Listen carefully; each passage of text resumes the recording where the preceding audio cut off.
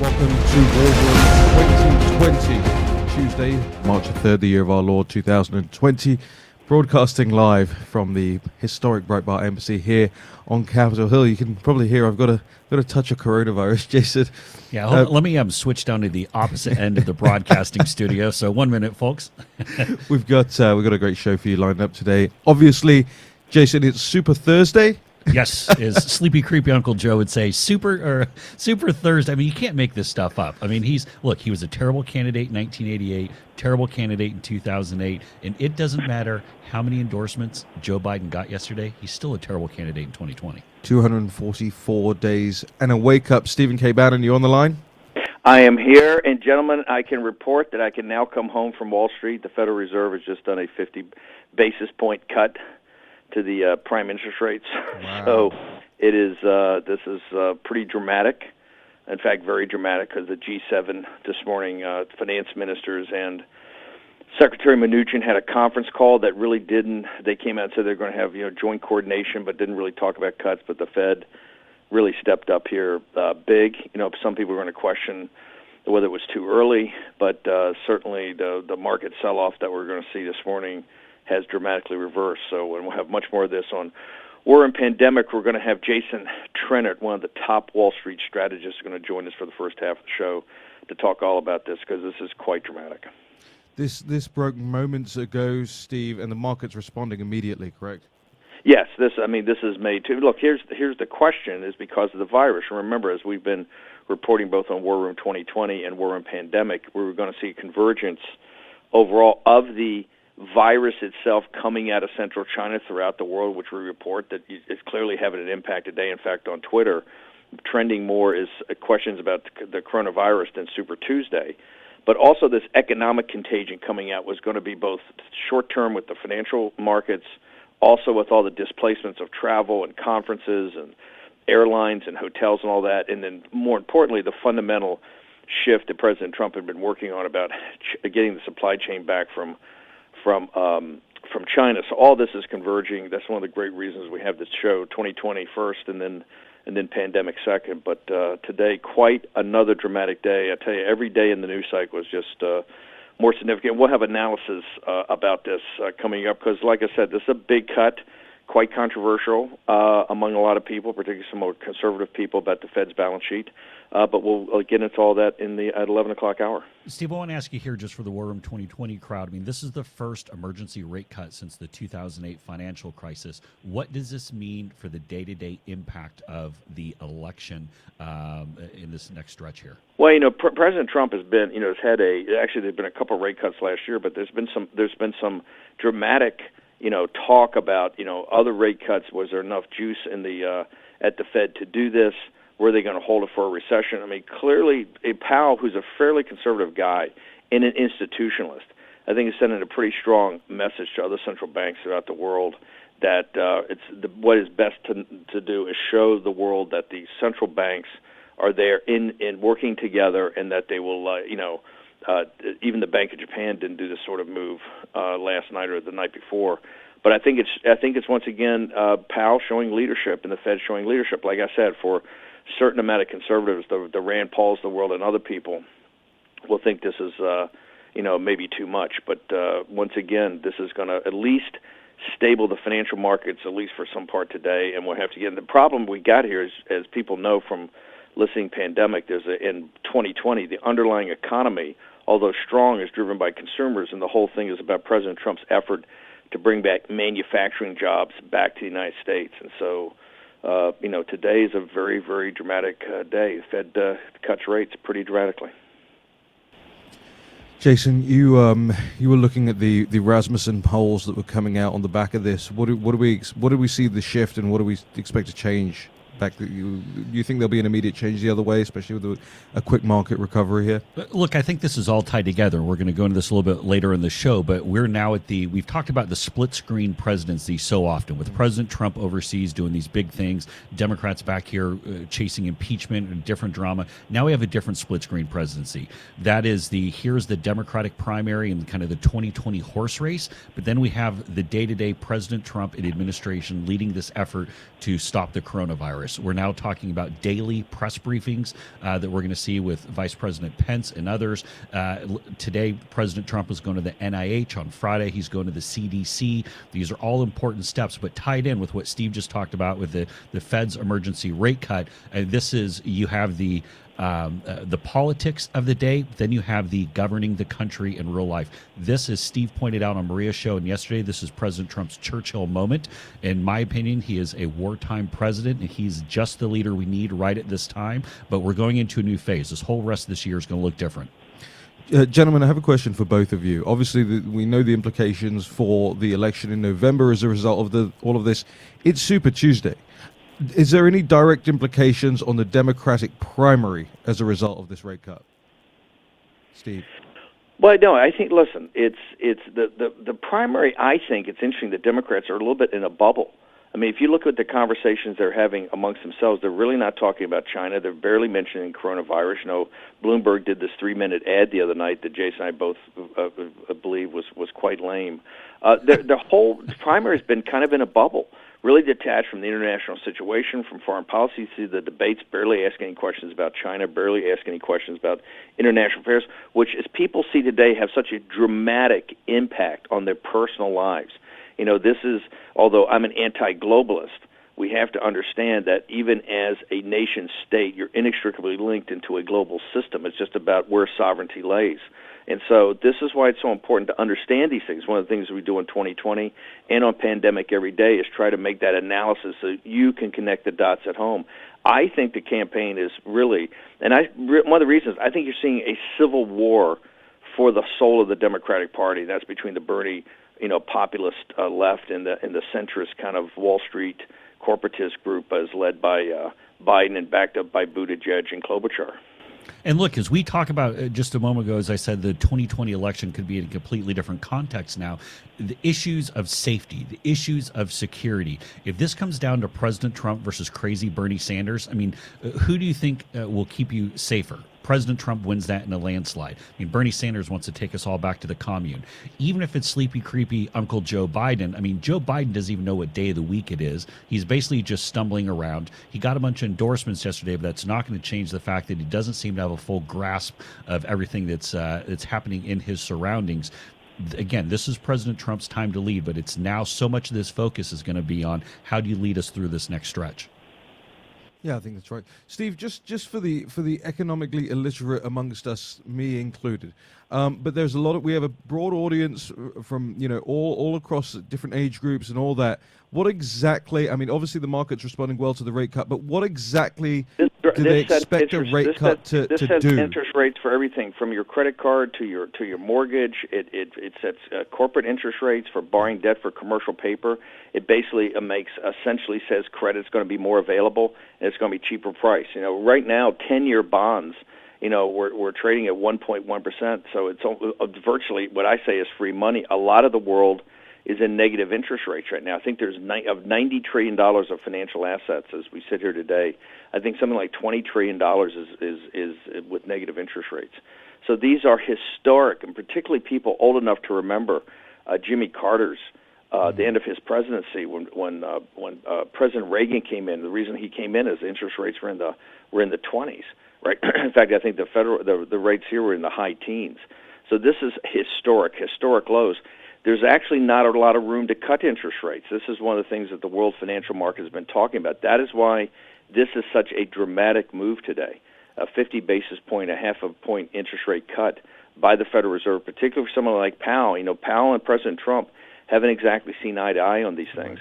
President Trump, being a real estate developer, being somebody that's always used a lot of leverage in his business, is always quite sensitive to interest rates and to interest rate fluctuations. So this is a dramatic move by the Federal Reserve, which is essentially the lender of last resort and the full faith and credit of the United States. It's a dramatic move, particularly in the last 48 hours to 72 hours, when the world's central banks and the finance ministers come together and say, hey, we're going to try to work in unison, we're going to figure out how to make more credit availability, but nobody was there really to cut, and that showed the leadership of the Fed. This is why, as Jason and I talked the other day, or I said to Maria, America is the indispensable nation, right? We're the nation everybody depends upon, and that's why in this virus, both on the solving of the situation with our pharmaceutical companies and our ability to have public safety and public health here, and on the economic contagion. The economic contagion being one in the financial markets, as I've talked about how they're inextricably linked from Tokyo to Singapore to City of London to Wall Street, and also the fundamental systemic problems we have with all the supply chain and all the manufacturing being railheaded in China. We're up against the hard break. We'll come back with more War Room 2020, the rate cut, and the knock-on effects in just a moment. War Room 2020. Bannon, Miller, Kassan. Room 2020, Tuesday, March the 3rd, the year of our Lord 2020. Jason Miller, Raheem Kassam, who were just joined by Stephen K. Bannon. Jason, to discuss would you call it an emergency half-point rate cut this morning? Yeah, that's what they're calling it. In fact, Kate Davidson, who's a reporter for the Wall Street Journal, she's in the Ways and Means Committee room, and she tweeted out just a moment ago that there was an audible holy, the next word, and people, really taking notice of this. And so for folks who are involved in the markets, people paying attention to this, to have this emergency rate cut, again, at 50 basis points, this is a big deal. You're going to see the markets react right away. But I think there's one other thing too, Raheem, when we talk about these big, huge things that the world is facing right now with coronavirus, what's happening with the markets, you look at the Democrats who are running against President Trump, they have nothing to say. Joe Biden has been in office almost a half century. He was a senator and then vice president at the beginning of the Great Recession, going back 12 years ago. Joe Biden hasn't offered up a single substantial suggestion on what to do on any of this. Crazy Bernie Sanders is completely in the mumble tank, to use one of Steve's favorite words. I think that's so critical to point out, because as we get so caught up in the horse race, who's going to win Arkansas, how many delegates is Bernie going to get out of Texas versus that. But when you look at these big picture, who is going to lead this country? Right now, we have someone who I think is going to get another 4 years in doing this, but this is where President Trump can really set himself apart, because none of these Democratic candidates have any idea how to lead the United States. Okay, and we want people jumping in on the hashtag War Room 2020 on Twitter. Give us your feedback, what's going on, what you're seeing out there, what's important to you. Jason, this is a supremely American phenomenon, Super Tuesday. Nowhere else in the world do you have elections to have elections to have elections, and primary processes and jungle primaries and all this. It is something that is really hard to get your head around as a foreigner. It's taken me some years to try and understand this, and every place has its own little rules, and there are coin flips, and there are percentage thresholds and all this stuff. Where I'm from, we just do a single vote. You don't get to choose who your party's representative is in advance of the election. The party central machine chooses that for you. And a lot of European nations, they've toyed with the idea of primaries, and closed primaries have happened. Open primaries, not so much a done thing over there. They've toyed with them for over the last couple of decades. It's never really taken off. Super Tuesday seems incredible from the outside in. Is it just as incredible from the inside in? And what are you looking for today? Yeah, today, again, we've already gone through kind of the first four, the early ones: Iowa, New Hampshire, South Carolina, and Nevada. But we have 14 states plus American Samoa who are all voting in the primaries today. And don't forget, if you're a Republican, there's some other big contests today. If you're in Alabama, you got the big Senate race where Jeff Sessions is trying to come back. In California, 50 in northern San Diego and eastern San Diego County. Our good friend Darrell Issa is running for the seat that had been held by Duncan Hunter Jr. So folks, make sure, actually, I should say, get out to the polls in California, get your ballot mailed in, as that's now vote by mail. But look, this is so unique because it makes candidates who are running for president respect the entire country. They have to actually go around the country. It's not enough just to say, I'm going to hang out and do the Crooked Hillary strategy, hang out in New York, hang out in LA, and then just try to phone it in. You actually have to go to these states and work it. And so you take a state like California, and again, we go a little bit nuanced here, but you have something like 1,300 delegates that are up in the Democratic contest today. California, I believe they're at 54 congressional districts now. It's 53 or 54. Sorry to slip for a moment here. But say in those... All right, Joe. I know. In those individual districts, however, you have to get at least 15% by district to even earn any delegates coming out of it. Right. So this really does become a regional, a local battle. And this is where they've been voting California for upwards of a month now. Bernie Sanders has been caging and collecting a lot of these votes. Same thing in Texas, which has a pretty big early voting. Bernie Sanders has been stacking a lot of this up. So even as these have been coming together here, but I think it's fascinating to watch this because everyone's so caught up in this Biden surge and rallying around Joe Biden. But Raheem, tell me what you think. Even though you have Beto and Harry Reid and Pete Buttigieg and Amy Klobuchar, it's going to make it a closer race. Bernie Sanders is still going to be in the driver's seat. The closest I've seen it is maybe Biden could get within, say, 17 delegates of Bernie going in convention. It's going to be a contested convention. Or, look, Bernie could surprise people and put up a bigger number, but this is going to come down to that civil war. They're trying to steal it from Bernie. And look, either outcome is great for Donald Trump because if Bernie Sanders is nominee, this is a very ideological race. Bernie's ideas are crazy, so far to the left, and it can be easy to do this. But if Joe Biden is the nominee, Bernie Sanders voters are going to be pissed. A lot of them are going to stay home. A lot of them are going to come to Trump, and it's going to be a lot more of a change versus status quo. And all President Trump has to do is point at Joe Biden and say, why would we go back to that? Pointing at just the notions of failed Democratic policies of the past. Either way, I think Trump's in a pretty good position here. I want to just jump in with some breaking news here as well. Coming out of the war room, Greg Manns informs us the Travis County clerk, that is in Texas, has said that many poll workers have not shown up this morning for fear of coronavirus. They've implemented emergency procedures to staff polling sites. I'm going to read from you here. That it's a little bit tough to read on my screen. Super Tuesday got off to a rocky start due to multiple no-shows of many election judges and poll workers. To the extent that the elections office was given a reason, it seems people were fearful of the coronavirus. The office began implementing its emergency procedures as soon as it became apparent that the number of no-shows was a problem. The election staff and other personnel are filling in as emergency recruits. Most locations are now up and running, and we're continuing to work on resolutions to get everywhere fully staffed. We're going to keep a close eye on that as the day continues. But I mean, the problems the Democrats have had thus far in their primary process, seeing obviously something out of their hands right here. It's not what you want to hear first thing on Super Tuesday. No, not at all. And the other thing too is we talked about that split screen presidency of here are the, where's that intersection of coronavirus and financial markets, but then the politics. This is it. And you start looking at where things are projecting out. You see other countries or even areas where they're shutting down schools or pushing away from these mass attended events.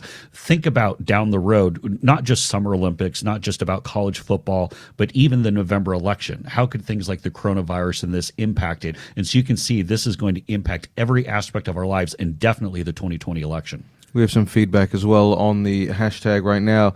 The Dems endorsing Joe Biden shows they have given up. This way they can blame him when he forgets where he is during a debate instead of DNC policies. And this person adds, Mike Bloomberg is clearly qualified, but they don't want to ruin their future careers by supporting someone mean. Jason, what do you think is the primary rationale behind so many of these people jumping out of the race over the last 24 hours and supporting Joe Biden and not Mayor Bloomberg? Because they see with Joe Biden, first of all, there's a lot of arm twisting behind the scenes. You have the biggest of the big dogs. I bet you when it comes out that President Obama or some people very close to him are picking up the phone like, hey, Pete, and they activated the Kalorama operation. Yes, right. That's exactly. What happened here. And it's not like, hey, Pete, do you want to go to Ben's Chili Bowl with me? It's like, hey, Pete, you need to get out of this race and endorse Joe Biden right away.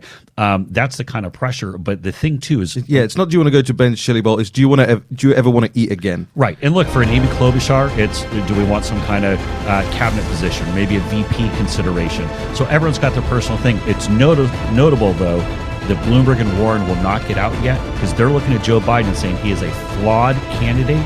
And are we crazy to get behind this guy? War Room 2020, Tuesday, March the 3rd. We're going to be right back with more cutting analysis after this break.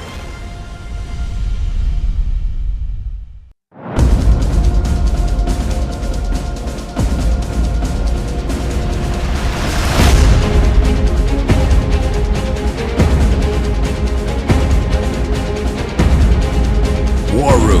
2020 with Stephen K. Bannon, Jason Miller, and Raheem Kassam.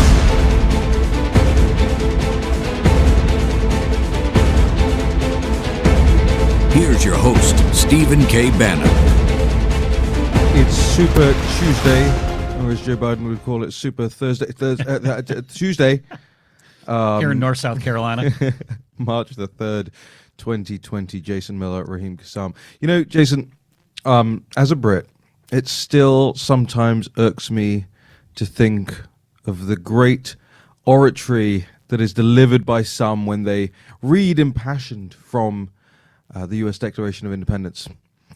But it didn't hurt me yesterday to hear Joe Biden's version, which went a little something like this. We hold these truths to be self-evident. All men and women created by go. You know the thing. I want to hear that again. To be self-evident. All men and women created by go. You know the thing. You know the thing. Hey, this is why when Joe Biden announced his candidacy last April, I said I think Joe Biden would be the dream general election nominee because he is so terrible as a candidate. He's been terrible all the other times he's run for president. I think Donald Trump would chew him up and spit him out. And I know a lot of Republicans get in kind of the hand-wringing and, Joe Biden's going to be more of a moderate candidate and this is going to pull people over. Joe Biden just doesn't even seem like he's all there anymore. But that being said, I mean, he's gonna get a bit of a bump from today. Actually, he'll probably get a really good bump. Yep. Steve Kornacki over NBC usually does kind of the breakdowns of the maps and all that. He's not super triggered, so I actually enjoy his analysis. I think he's probably the smartest of the on TV pundit types when it comes to this. So the best case scenario for Biden is that he emerges from this week 61 delegates behind Bernie, so 590 to 521. This is Steve Kornacki from MSNBC. And a situation Kornacki calculated by assuming Biden gets 19% of the vote in California, wins big across the South as well in Colorado, Massachusetts, Minnesota, although I'd push back on that. And I think Massachusetts, that's probably going to be much more Bernie and Warren territory, but keeps it close in Texas. The Texas one is going to be interesting to watch. A lot of late breaking energy and momentum. Again, the question there, have so many of these ballots been cast early in Texas? Is it really can Joe Biden close the gap if, say, it was an election day only voting scenario? Look, and again, where it becomes big and in these districts, say in California, if you're not hitting 15% in each of these, then you don't get any delegates out of that particular congressional district. So how big is Bernie going to be up after today? That's going to be the question. But again, because California's mail-in just have to have a postmark by today, we might not know for a couple days, if not a couple weeks, really what that new vote count looks like. I'm still stuck on this. The thing. Play it again. No. Here's the thing about the thing. I really think. Okay, let me reset. Joe Biden overtook Bernie Sanders on the predictive markets yesterday, and I kicked myself because you could sort of foresee this coming as soon as you heard about the first dropout. You could see this coming. Biden back then was, at 20 cents to purchase, and he's now at 52 cents. Bernie was at 50-something, is now down to 39. No change for Bloomberg. And then the next one, by the way, on the list is Crooked. No change there as well, okay? But the left, I don't think they understand just how poor their two frontrunners now are. I think one of our people had it right on the hashtag, said, look, Bloomberg is actually far more qualified than these two. Right? They've said to us, remember, for now nearly half a decade about President Trump, the founders never imagined someone like that. They would balk at President Trump. When John Adams and Ben Franklin and Thomas Jefferson wrote the Declaration of Independence, you think they ever envisioned a president who would stand up there and go, yeah, the thing, the thing. And I just think it tells you so much about what a Trump versus Biden matchup would look like. And the other thing that tells you all about it is how this whole thing swung together, how the Kalorama operation swung behind Joe. There has been a fake out for some time that the Obama camp, which is probably far more organized than the White House is, in that Kalorama office they have, and people who work in and out of there every day, and all the infrastructure they have, they'd gone silent for a very long time, and I want to get into that in the next segment here, Jason. Have they been just biding their time, waiting to swing in behind Joe, or were they genuinely interested in another candidacy that might spring up in a Buttigieg, in a Bloomberg, but those things didn't work out, so now the Kalorama operation is swinging behind Biden? Was it a fake out the whole time, or were they genuinely not sure? I want to get into that in the next segment, but you know, we got 15 seconds. What say you? Yeah, no, I think this was, they wanted to see if anyone else could get the energy and enthusiasm. They want to see what Mike Bloomberg's money could do for him. But again, it's, you know, I want to get the T-shirt says I spent $600 million on a presidential race, and all I got was this damn T-shirt. We'll be back with more of it in just a second. War Room 2020. Bannon, Miller, Kassan. Welcome back, War Room 2020, Tuesday, March the 3rd, 2020. Jason Miller, Raheem Kassam, Stephen K. Bannon will be back for the next War Room pandemic episode in just a bit. Jason, in the meantime, there was so much that happened yesterday over the last 24 hours. You had the endorsements of Pete Buttigieg and Amy Klobuchar. Did I say Klobuchar? Klobuchar. You also had Beto O'Rourke. Yeah, Beto O'Rourke. I've completely forgotten that guy existed. Gangly, awkward guy on stage. Robert Francis on stage with Biden, and Biden turns to him and says, "You're going to handle the gun problem for me." This, by the way, Beto's the guy who said, "You know, we're going to take everything. You know, that's it. We're coming after everything." Biden's going to actually have no room to move to a moderate position in a general election if he has somebody like Beto as his gun czar, right? So this is one of the things where I think the Trump campaign really believes that the entire Democratic field, even if it's Biden, that they can push them way far to the left.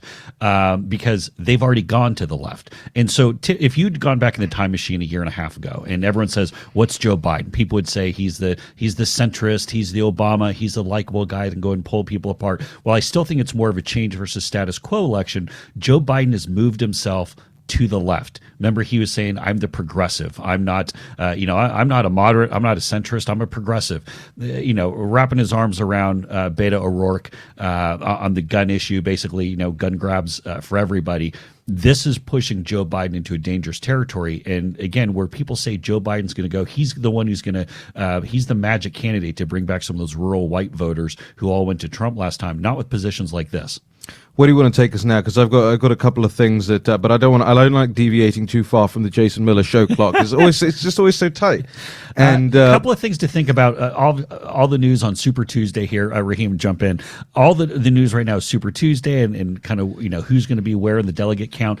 The train doesn't stop here. I mean, next week on March 10th, we have primaries in Michigan, Mississippi, and Missouri. I would expect Biden to do really well in Mississippi and Missouri. Michigan's going to be interesting. Obviously, got a big Bernie base that's there, and got a big labor base, but also, Joe Biden's going to be putting up a fight there. Here's where it gets this is where, if things don't shake out in the next few days here, March 17th, you have Arizona, but you have Florida. Florida's another big kahuna, whole lot of delegate votes. This is also where Bloomberg is putting up a solid 20-25%. Now, a lot of that could drop off. If Bloomberg's just failing to even register, if he's way far back in the pack, that could start to fall off. Or Bloomberg could stick around and say, I'm going to make Florida be my last stand.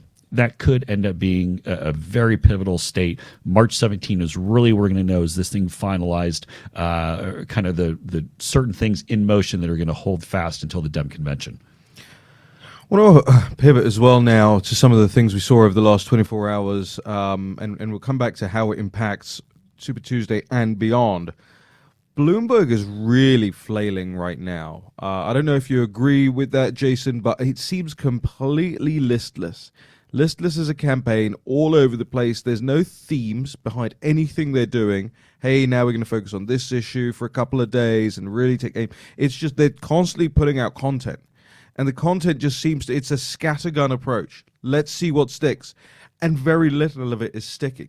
He does this Fox town hall yesterday, right? And I want to play you a clip from that because it made absolutely no sense to me. And his whole thing, again, just all over the place. Take a listen to one of the most memorable parts from the town hall yesterday is Mayor Bloomberg talking about women's fashion. Thing is, what's happening, and I can only talk about New York, but in New York City, awful lot of the streets have one or two empty stores in every single block.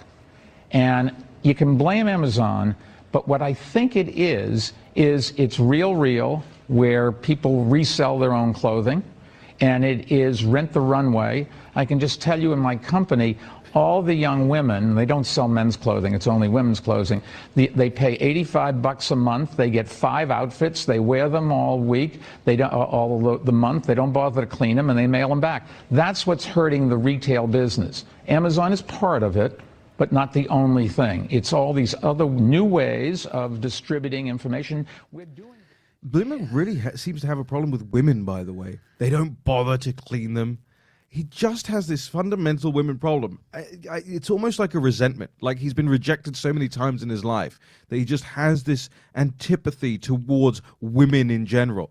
And by the way, it's not men's clothes, he says. There are plenty of services like that for men also. Yeah, why don't you tell us about some of those, Raheem? Well, I don't know. I don't rent my clothes, but I'm sure I've seen them exist. I've advertised them on Instagram. They should take my adverts, by the way, in reverse. But I mean, what is this? Well, here's the thing. So Bloomberg, we've always said that his real value proposition in this race has been his checkbook, and there's not much else beyond that. The way that he would describe it, of course, he wouldn't describe his candidacy like that, is I'm the one with real executive experience. And on the Democratic side, you can easily make the case that he's the only one who has any real executive experience. I mean, Joe Biden was Obama's sidekick, but he wasn't actually the one calling the shots. And crazy Bernie Sanders, I mean, maybe he's been, the executive of like a local Ben and Jerry's in Vermont or something. But Bloomberg is supposed to be this big dog global CEO. He's supposed to be the big dynamic leader. His fundamental problem as a candidate is he comes across as an ineffectual middle management suck-up. That is who he comes across. He doesn't come across as a leader. He comes across as the guy who just pushes paper clips and hands things off to the next department. That is at his core why he's failing to excite anyone in the Democratic primary. Just one more clip from his town hall as well. The other one that really stuck out for me. Again, refusing to talk in frank terms about China. So, and President Xi is not a dictator, you said, but you just listed a bunch of human rights violations that are so egregious. So how can you say that he's not a dictator? The technical definition of a dictator was what we were talking about that day. He is a very powerful person there. They do not have a democratic system. They don't have democratic elections.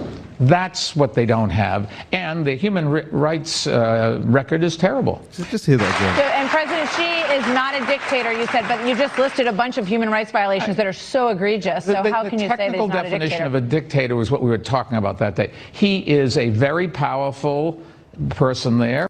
He is a very powerful person there. Yeah, I think that sounds like Mayor Bloomberg wants to sell some terminals in China after this campaign is over. Although, I mean, I guess at this point, he spent $600 million. There's not enough terminals he could even sell to China. But, look, Bloomberg's just disconnected from reality here. Well, he's so far in now. Is there an exit ramp for Bloomberg of this campaign? Or does he just have to keep going until the convention and get blown out by either Biden or Bernie, which, by the way, is very embarrassing if you're Mayor Bloomberg? I think his direct candidacy, there's only so much further he can go, especially because here's the thing. You keep losing these races, you're not going to magically show up and get 25 or 30% in Florida. But just, again, it's the prospect of his money and keeping these offices opening and keeping Senate Republican guys going. More of it when we come back. War Room 2020. Bannon, Miller, Kassan. Welcome back, War Room 2020. God, you gotta love those breaks. Jason, where are we? Tell us about POTUS's week ahead, because it's super busy. There's so much going on. We've also got, by the way, our friend Daryl Iser's race in CA50 today, and I was told yesterday that his opponent, this never-Trumper, Carl DeMaio, canceled his election night party tonight and said no media tonight. So really, it looks like they may be conceding early. But tell us about POTUS's week. Yeah, absolutely. So this is what I said earlier. The split screen presidency has this new dynamic. President Trump this afternoon is going to NIH. It's out in the suburbs just outside of D.C. There's also a coronavirus task force meeting. I believe that's at 5:30. We're seeing those daily now. President Trump will be on Sean Hannity tonight. Make sure you're tuning in 9 p.m. on Fox News. See what he has to say. But here's the rest of the week, and you see how this is starting to all blend together. He's doing a town hall on Fox in Pennsylvania on Thursday. This will also be key as he takes questions. And I think this is another opportunity for him to set himself above any of the fray of what the Democrats are trying to do. And then Friday, something that we suggested here on the show, and then I think a lot of his smart advisors around him, both President Trump and Vice President Pence are going to the CDC in Atlanta. This is big. This is where we talk about ground zero. We talk about everything that's happening. Showing President Trump has his hand on his wheel and he's focused on what he needs to be doing is exactly what the country needs him to be doing right now, and he's doing it. There's a moment that broke on Fox earlier on today. I'm going to try and play it right now. I think I may have got the clip, but it's Donna Brazile speaking to the RNC chair, Ronna McDaniel. Ronna, go to hell. This is not about, go to hell. I'm tired of it, Ed. We're not trying to prevent anyone from becoming the nominee. If you have the delegates and win, you will win. Let's just hear that again. Ronna, go to hell. This is not about, go to hell. Live on television, Donna Brazile, Fox, paid contributor, Donna Brazile, telling the RNC chairwoman to go to hell. Donna Brazile should be fired immediately. I think you probably will see that. Did you have anything, by the way, to add on the Chris Matthews stuff that broke last night? Not really. Look, he had lost his fastball a long time ago. It didn't follow all the back and forth, the complaints and things like that. But he's really been. Look, he's kind of in that. He's like the Joe Biden of broadcasters. When he made that comment confusing Jamie Harrison and Tim Scott, Was that the last straw? No, I think the allegations were probably the last straw. But literally, how can you be talking to an African-American guest that you have on the show and then see another African-American gentleman on TV and be like, oh, there you are on TV? Like, no, like that would be a different African-American male. Sorry, Matthews, but he's just, like I said, he's a Joe Biden of TV host. And I think he'll end up with the same fate as Joe Biden, which is out. Running for president? yeah. With Obama at Ben's Chili Bowl. We hold these truths to be self-evident. The thing that was Chris Matthews. Well, he did something similar last night as well. He said, to quote from Casablanca, "We'll always have hardball." Not sure that was a quote. It's a paraphrase, right? Jason, war and pandemic is coming up next. More coronavirus concerns, but the Fed cutting rates by 0.5 point this morning, fueling some confidence back into the market. Stephen K. Bannon and guests will discuss all of that and more. War and pandemic coming up next.